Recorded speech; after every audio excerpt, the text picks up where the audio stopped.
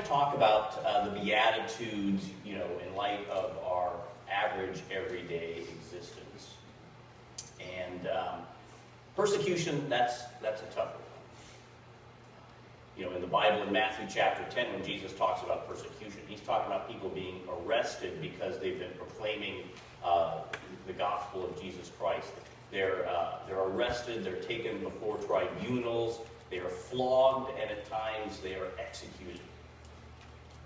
That's what persecution was like in New Testament times. So you can see it's a little more difficult stretch for us to bring that here to Tillman County.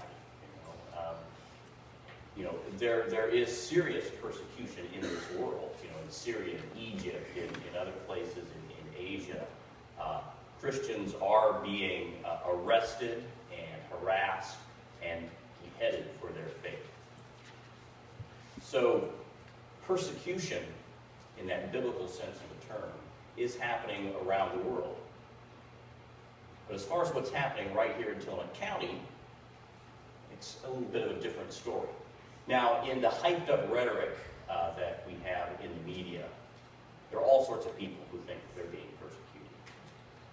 That word has been stretched out of shape, and that's too bad, because when you talk about people in other countries, Christians who are courageously standing up for their faith,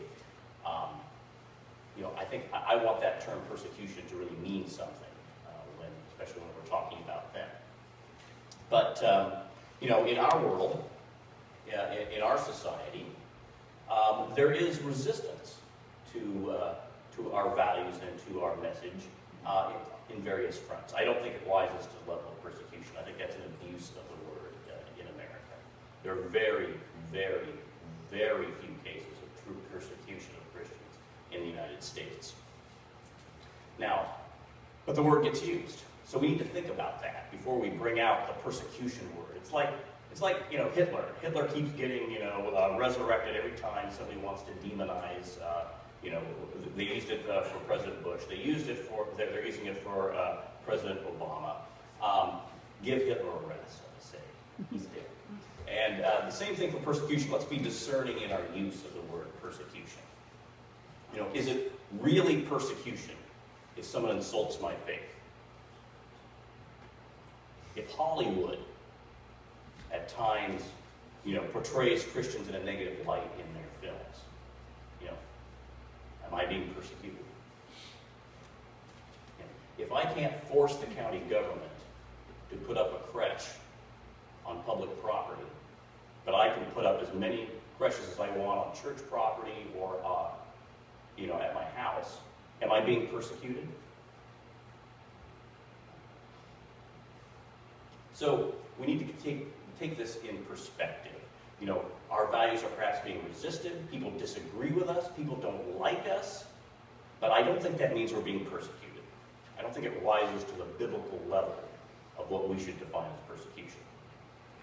Now, it would be nice if our country would always mirror our particular form of Christian values, keeping in mind there are many different expressions of Christian values. But we're not entitled to have people like us, respect us, or cooperate with our political agenda.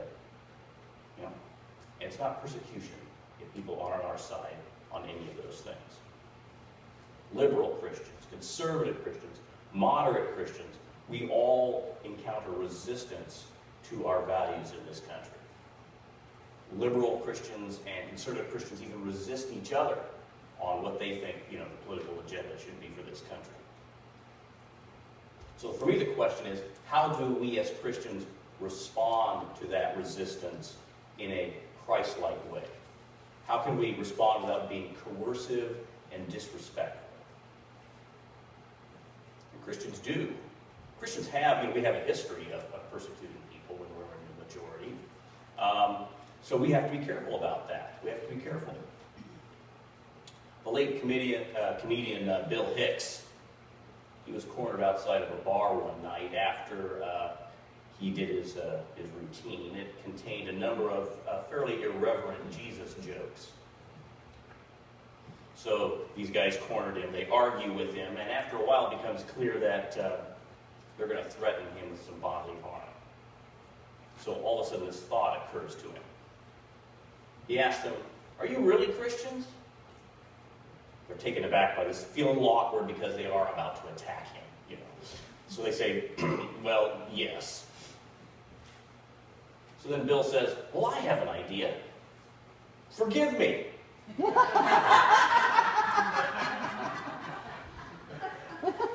They're a little shocked and confused. They look at each other uncomfortably and they walk off. Sometimes the enemy is a very good teacher, says the Dalai Lama. So my question is, what are we learning from the enemy? What are we learning from our opponents? There are times when our faith is opposed and disrespected. The truth doesn't seem to be making headway and we get discouraged. That's when it's the most tempting for us to use the tactics of our opponents and fight fire with fire. That's when we're tempted to win in the world in a way that might get us to lose our souls, our integrity. There was a man who was very discouraged with what was going on in the world, and he decides he's going to go visit a well-respected prophet. And he goes and he complains about the terrible state of the world. The man says, "You're a prophet. You've been preaching your message for 15 years, and still things are the same. Why do you keep going?" The prophet said, "Well, obviously you don't get it. I'm not preaching to change the world. I'm preaching to keep the world from changing me." So that might be an important principle to remember. In conflict, the first order of business is to stay true to our spiritual identity. Don't let folks who are attacking you force you into being angry and vindictive. So, some questions to consider. Are we being careful that we're not being consumed by whatever kind of issue or opposition that is concerning us? Are we getting too bitter? Are we assaulting people with the truth? Candace Chalou Hodge is a very wise pastor, seasoned with experience. She's had a lot of experience being persecuted because she is a lesbian Christian who has been in ministry for a number of years. So she's a public figure that has, encountered a lot of negativity, emails, threats to her life, that kind of thing. But this is what she says.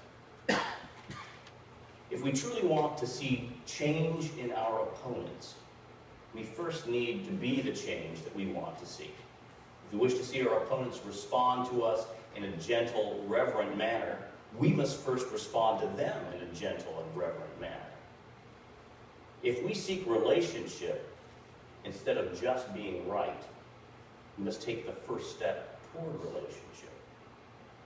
We need to learn to speak in a way that will be heard instead of our words causing barriers to go up and ears to close. We need to learn how to truly listen to our opponents and open our hearts to them. That sounds like something Jesus might say. You've heard something like that before, where, do you want to be right or do you want to have a relationship? You want to hit people over the head with your version of the truth, or do you want them to feel drawn to listen to you because of your graciousness and your integrity? In 2 Timothy chapter 2, Paul says, "The Lord's servant must not be quarrelsome, but kindly to everyone, an apt teacher, patient, correcting opponents with gentleness." Now that kind of gentleness takes some courage. You have to be willing to stand in a situation of hostility and not wield your killer arguments, your snarky comments, your righteous criticism of your opponent's character flaws. You have to holster all of that and just be the person that you think Christ wants you to be. Even if they're using all of that against you. that's probably the only way that we're going to keep the world from changing us, that we are going, the only way that we're going to express and live out the message that we want other people to hear. So there's a holy man. He's well known for his inner peace and serenity. He's meditating at the monastery, and he gets a visitor who hurls insults at him nonstop. I mean, the guy just, is telling what a horrible monk he is, and just insulting everything that he believes in and stands for. But the holy man, through it all, he's just got this inner peace and tranquility. He's just smiling peacefully during this verbal assault. Finally, the guy gets tired, yelling, and turns around and stomps off. And the disciples, they gather around him, they go, "How could you do that? I mean, the guy was merciless, and yet you maintained your inner calm throughout the whole thing." So the monk said, "Well, imagine what would happen if someone placed an offering before you, but you did not pick it up. Or someone sent you a letter, and you refused to open it. Wouldn't you be unaffected by its contents?" The monk said, "Do that each time you are abused, and you will not lose your serenity."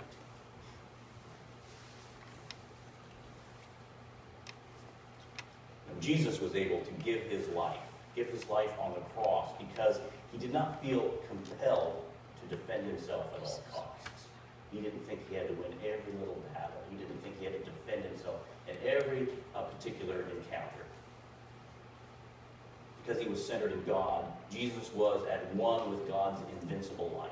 And that invincible life raised him from the dead and vindicated his truth. Jesus did not need to attack and scrape and claw to defend the truth. In John's Gospel, Jesus says, "Greater is God who lives in you than he that is in the world." God is greater than anyone or anything that comes against us. That's why Jesus can say, "Blessed are those who are persecuted." He says, "Rejoice and be glad, for your reward is great in heaven." So the odd thing about these Beatitudes, these blessings, and especially this one, is that the blessing applies to our time now, our times of tribulation, not just a later reward in heaven, in the afterlife. So I don't completely understand what Jesus is saying about rejoicing in persecution. I have not been persecuted. Maybe he's saying that, with danger and suffering, maybe those things are pointing to something more that we need to attend to. There's an old tribal saying, "Don't blame God for creating the tiger. Thank him for not giving the tiger wings." I'm not sure I understand that one either. Does it mean just be thankful because it could be a lot worse? Is that what it means? Or maybe does it indicate something a bit more hopeful?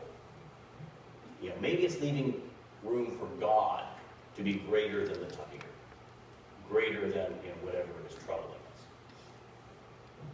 So that would be good news. That would be good news. Greater is the God who lives in you than any challenge and any threat that you will face.